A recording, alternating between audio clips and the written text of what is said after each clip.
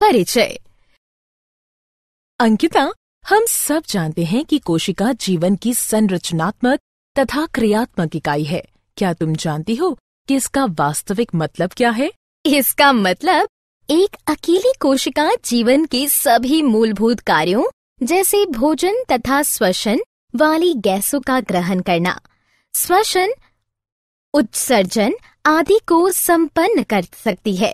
Okay, यह एक कोशिक जीवों के लिए सही है, लेकिन तब क्या होता है जब एक जैसी अनेकों कोशिकाएं होती हैं, जैसा कि बहुकोशिक जीवों में होता है? बहुकोशिक जीवों में ये कोशिकाएं कुछ विशेष कार्य करने के लिए जिम्मेदार होती हैं। प्रत्येक विशेष कार्य कोशिकाओं के एक विशेष समूह द्वारा किया जाता है।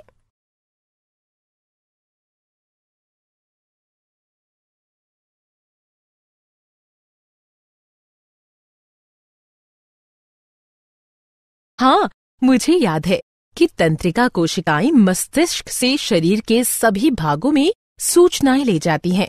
पेशिया कोशिकाएं फैलती तथा सिकुड़ती हैं, जिससे गति होती है। रक्त ऑक्सीजन, भोजन, हार्मोन और अपशिष्ट पदार्थों का वहन करता है। पौधे भी सजीव होते हैं तथा जाइलम एवं फ्लोएम कोशिकाएं जल तथा भोजन को एक भाग से दूसरे भाग तक ले जाते हैं। बहुकोशिक जीवों में श्रम विभाजन पाया जाता है, लेकिन मुझे इस शब्द का मतलब अच्छी तरह नहीं पता। श्रम विभाजन का अर्थ है शरीर में एक निश्चित स्थान पर पाई जाने वाली कोशिकाओं के समूह द्वारा एक विशेष कार्य करना। ऐसी कोशिकाओं के समूह को ऊतक कहते हैं, जो कि इस प्रकार से स्थित तथा व्यवस्थित होते हैं जिससे कि वे विशेष कार्य को कर सकें। इस प्रकार हम ऊतक को इस प्रकार भी परिभाषित कर सकते हैं कि ऊतक ऐसी कोशिकाओं का एक समूह है जो कि संरचना में समान होती है तथा एक साथ मिलकर एक विशिष्ट कार्य को संपन्न करती है। उदाहरण, तंत्रिका कोशिका।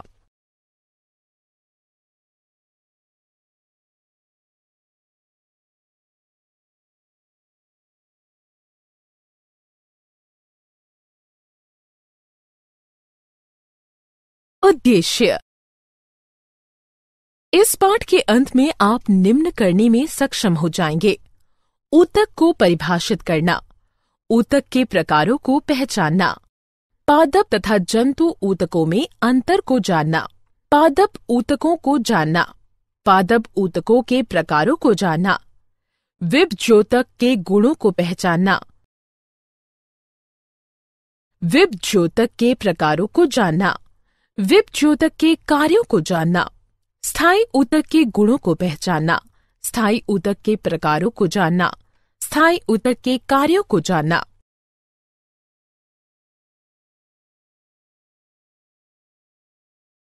पादप तथा जंतु कोशिका। पादप तथा जंतु दोनों सजीव हैं, किंतु उनकी आंतरिक संरचना बिल्कुल भिन्न होती है। क्या तुम बता सकते हो कि ऐसा क्यों होता है? मैं एक मुख्य अंतर ये जानती हूँ कि पौधे स्वपोषी होते हैं, अर्थात वे हरित लवक यानी क्लोरोप्लास्ट की सहायता से सूर्य के प्रकाश, कार्बन डाइऑक्साइड तथा जल की उपस्थिति में अपना भोजन स्वयं बना सकते हैं। वे एक ही स्थान पर रहते हैं, इसलिए पौधों में इस प्रकार के ऊतक पाए जाते हैं जो कि उन्हें मजबूती प्रदान कर सके। उनमें से कुछ मृत ऊतक होते हैं जो कि यांत्रिक मजबूती प्रदान करते हैं।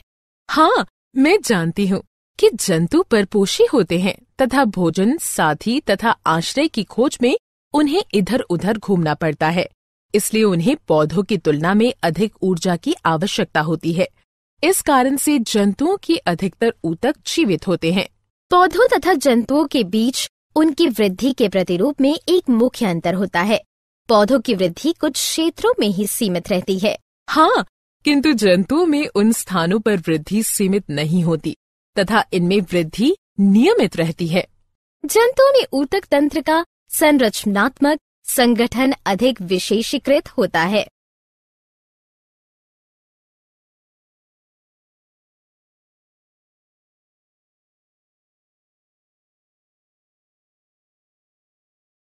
पादप ऊतकों के प्रकार।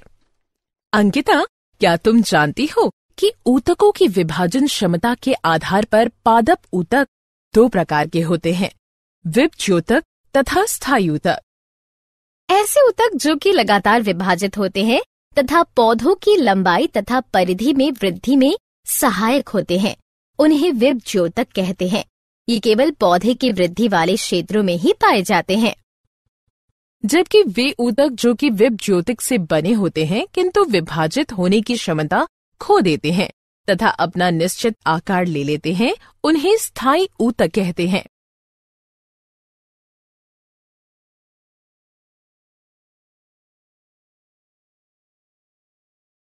क्रियाकलाप। हमें क्रियाकलाप द्वारा ये सिद्ध कर सकते हैं कि पौधों में विभज्योतक पाए जाते हैं। मैं एक शीशे की नली लूंगी तथा अंकिता तुम पानी से भरी बिल्कुल ऐसा ही एक शीशे की नली लो। उसके बाद प्रत्येक नली में हम समान आकार की प्याज की मूल को 3 दिन तक रख देंगे तथा उसकी मूलों की वृद्धि का परीक्षण करेंगे। हाँ, हम पहले, दूसरे और तीसरे दिन मूलों की लंबाई को मापेंगे। फिर चौथे दिन तुम्हें प्याज की मूलों को काटना होगा और फिर उसे नली में रखना होगा। 5वें दिन फिर हम मूल की लंबाई मापेंगे। 5वें दिन हम मापेंगे मेरे वाले नली की मूलों की वृद्धि रुक गई है। हाँ, ये क्रियाकलाप सिद्ध करता है कि पौधों में वृद्धि कुछ निश्चित क्षेत्रों में ही पाई जाती है, क्योंकि इन क्षेत्रों में विभाजित होने वाले ऊतक अर्थात विभज्योतक पाए जाते हैं। विभज्योतकों के गुण। विभज्योतक पतली भित्ति जीवित कोशिकाओं वाले अति सक्रिय ऊतक होते हैं। उनकी कोशिका भित्ति सेल्यूलोज की बनी होती है। ये आकृति में अंडाकार, गोल अथवा बहुभुजी होते हैं। इनका कोशिका द्रव्य सघन होता है। रसधानी छोटी होती है, केंद्रक प्रधान होता है। ये जीवन पर्यंत विभाजित होते हैं, इसलिए वृद्धि में सहायक होते हैं।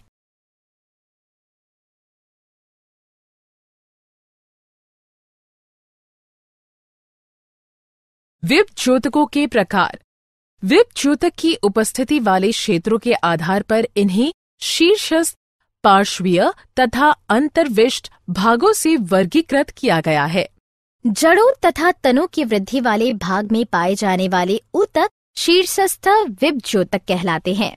जड़ों तथा तनों से पार्श्वीय हिस्सों अर्थात परिधि में पाए जाने वाले ऊतक पार्श्वीय विभज्योतक कहलाते हैं। तनों के पर्वों के निचले भाग में पाए जाने वाले ऊतक अंतर्विष्ट विभज्योतक कहलाते हैं।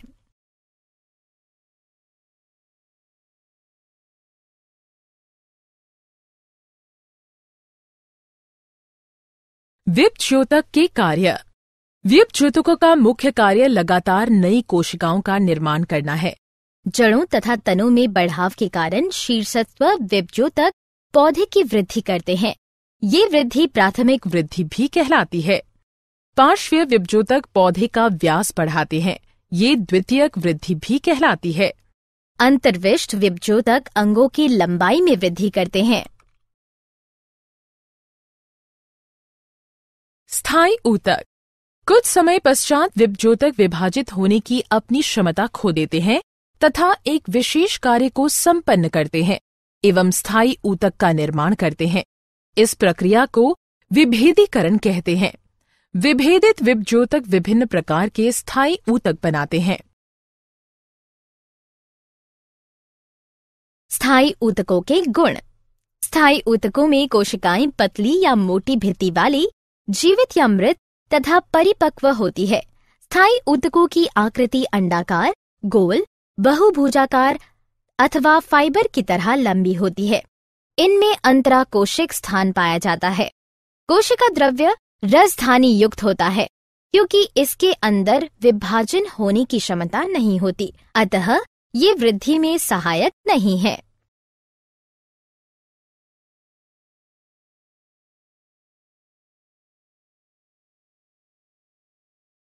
क्रियाकलाप। हमें क्रियाकलाप द्वारा देख सकते हैं कि पौधों में विभिन्न प्रकार की कोशिकाएं पाई जाती हैं। एक पौधे के तने को लो तथा उसके पतले सेक्शन भाग काट लो। अब इसे सेफ्रेनिन से रंजित करो। इसे स्लाइड पर रखो तथा ग्लिसरीन की 1 बूंद डालो। अब इसे कवर स्लिप से ढक दो। अब सूक्ष्मदर्शी से इसका निरीक्षण करने पर हम विभिन्न प्रकार की कोशिकाएं तथा उनके विन्यास को देख सकते हैं। स्थायी ऊतकों के प्रकार। कोशिकाओं के व्यवहार के आधार पर स्थायी ऊतक दो प्रकार के होते हैं, सरल स्थायी ऊतक एवं जटिल स्थायी ऊतक।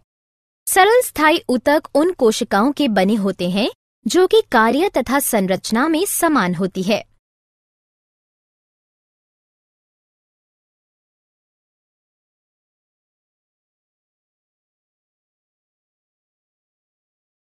सरल स्थायी ऊतकों के प्रकार।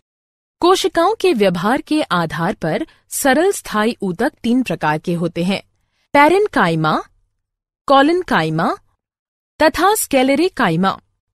पैरेन्काइमा पतली प्राथमिक भित्तियां वाली कोशिकाओं से मिलकर बने होते हैं जो कि उनके प्रोटोप्लाज्म को बनाए रखती है। कॉलिन्काइमा मोटी प्राथमिक भित्तियों वाली कोशिकाओं से मिलकर बने होते हैं जो कि उनके प्रोटोप्लाज्म को बनाए रखती है। स्क्लेरेन्काइमा लिग्नन युक्त द्वितीयक भित्तियों वाली कोशिकाओं से मिलकर बने होते हैं जो कि परिपक्व अवस्था में अपना प्रोटोप्लाज्म खो देते हैं, अर्थात वे मृत हो जाते हैं।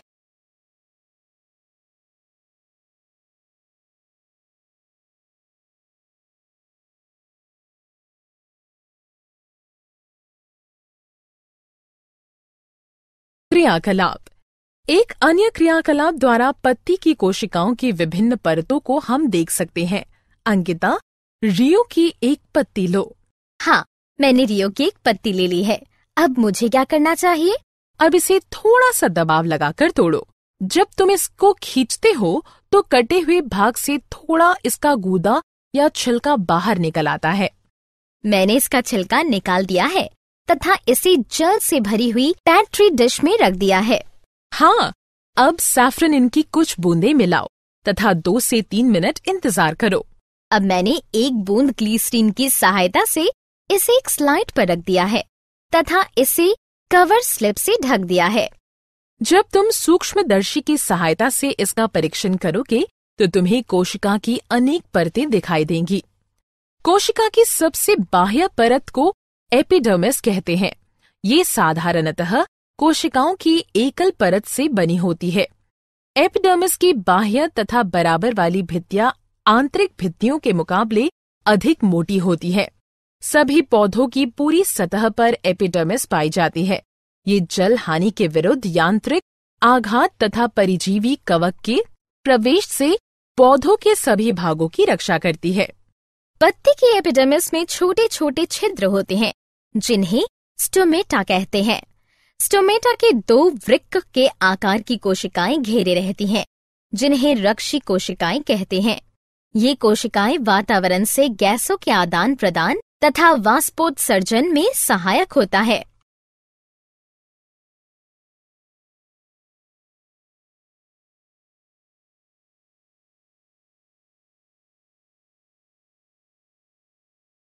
सरल स्थायी ऊतकों के कार्य।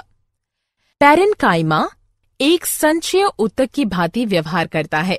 यह अपनी फूली हुई कोशिकाओं के कारण अन्य ऊतकों के मध्य स्थानों को भरता है तथा पौधे की आकृति को बनाए रखता है।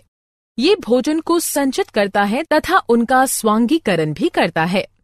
पैरेन्काइमा तथा कोशिका भित्तियों द्वारा पदार्थों का संवहन होता है। उनके अंतराकोशिक स्थानों द्वारा गैसों को विनिमय भी होता है। वे पौधों के व्यर्थ पदार्थों जैसे टेनिन, गोंद, रेजिन आदि का संग्रह भी करते हैं। कॉलिन्काइमा एक यांत्रिक ऊतक है, इसलिए ये यांत्रिक सहायता तथा लचीलापन प्रदान करता है। स्क्लेरेन्काइमा मुख्यतः यांत्रिक होता है तथा सुरक्षा प्रदान करता है। ये पौधों को मजबूती, उभार तथा लचीलापन देता है। जटिल स्थायी ऊतकों के प्रकार। जटिल स्थायी ऊतक एक से अधिक प्रकार की कोशिकाओं से बने होते हैं। ये सभी कोशिकाएं परस्पर मिलकर एक इकाई के समान कार्य करती हैं। कोशिकाओं के व्यवहार के आधार पर जटिल स्थायी ऊतक 2 प्रकार के होते हैं, जाइलम तथा फ्लोएम। पौधों के सहायक तथा जल संवहन ऊतक मुख्यतः वाहिनिका ट्रेकिड वाहिका तथा काष्ठिया ऊतक से मिलकर बने होते हैं। पौधों के भोजन संवहन ऊतक चालनी नलिकाओं, रेशों, पैराक्राइमा तथा स्किलेरेट से मिलकर बने होते हैं।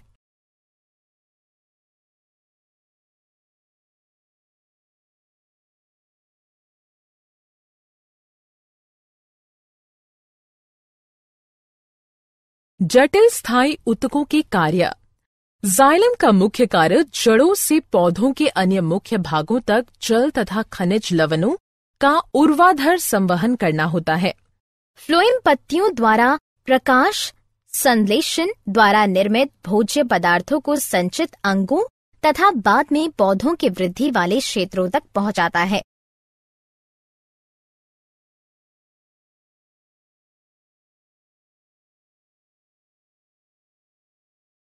क्या आप जानते हैं ट्रिंगम अचरस स्पोटा नामक पौधे का लेटेक्स होती है?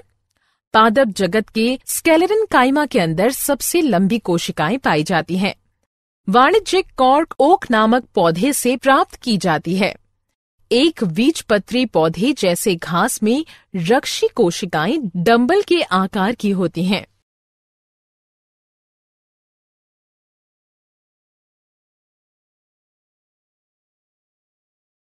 सारांश। आइए हमने जो कुछ सीखा है उसे संक्षेप में दोहराएं।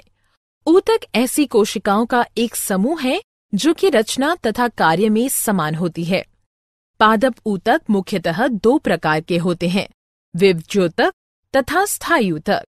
विभज्योतक विभाजित होने वाले ऊतक होते हैं तथा पौधे की वृद्धि वाले भागों में पाए जाते हैं। जब विभज्योतक विभाजित होने की अपनी क्षमता खो देते हैं तब वे स्थायी ऊतक का निर्माण करते हैं। वे सरल तथा जटिल ऊतकों में वर्गीकृत किए गए हैं। सरल स्थायी ऊतक तीन प्रकार के होते हैं, पैरेन्काइमा, कॉलिन्काइमा तथा स्क्लेरेन्काइमा। जाइलम तथा फ्लोएम जटिल ऊतकों के प्रकार होते हैं।